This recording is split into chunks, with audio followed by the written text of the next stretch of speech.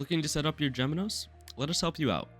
In your box, you will find an AC plug and a power supply, and you're going to start by connecting those together. Then, take the connected pieces and plug one end into the wall and the other into the back of the monitor at the power input. The box will also contain two USB-C cables, two HDMI cables, and one USB-C display cable with a red ribbon.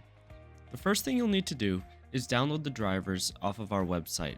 To start, head over to www.mobilepixels.us and at the top, click Driver, and you'll then see the option to download the Geminos drivers for Windows. After the driver is installed, restart your Windows.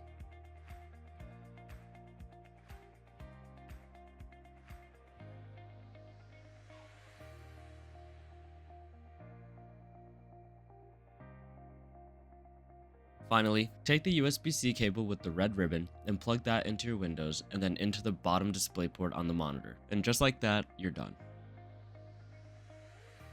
Now let's try with a Mac.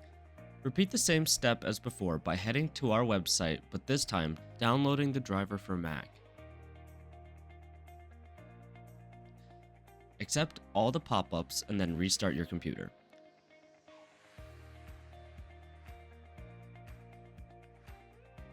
Once restarted, run the USB-C cable with the red ribbon from the Mac to the bottom port of the monitor.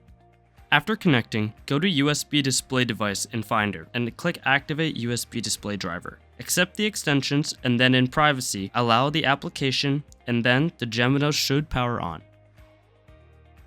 There are multiple ways to connect your monitor to your device. Check out our website at mobilepixels.us for more.